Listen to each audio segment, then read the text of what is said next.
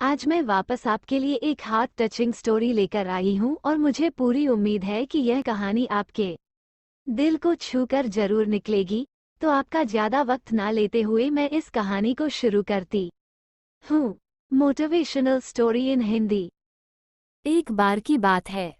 एक बार एक अध्यापक एक संपन्न परिवार के शिष्य के साथ कहीं जा रहे थे। तो उस को कुछ मजाक सूझी क्योंकि उसको रास्ते में किसी गरीब मजदूर के जूते दिखाई दिए। उसने अध्यापक से कहा, गुरुजी, अगर हम इन जूतों को छुपा दे तो कितना मजा आएगा। देखते हैं कि मजदूर पर इसका क्या असर पड़ता है।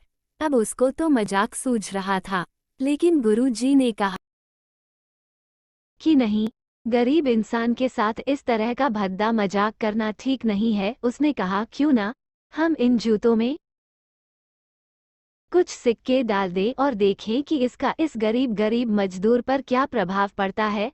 उन्होंने ऐसा ही किया।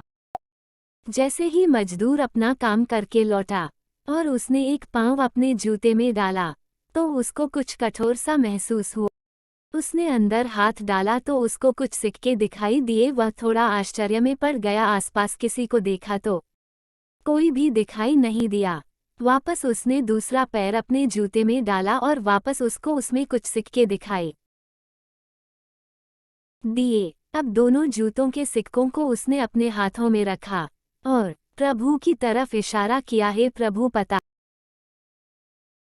नहीं किस भले मनुष्य ने यह सिक्के मेरे जूतों में छुपाए हैं, लेकिन जिसने भी छुपाए हैं उसको मेरी दुआ है ताकि इन पैसों से मैं अपने बच्चों और पत्नी के लिए कुछ खाना और दवाइयाँ ला सकूंगा। और इतना बोलकर वो चला गया।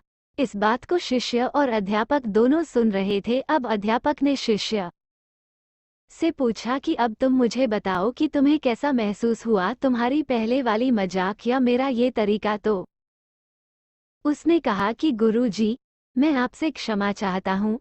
अब मुझे समझ आ गया है कि सच्ची खुशी किस चीज में है। जब हम किसी की मजाक उड़ाते हैं तो हमें कुछ पल का आनंद मिलता है, लेकिन इससे हमें बद्दुआ मिलती है। लेकिन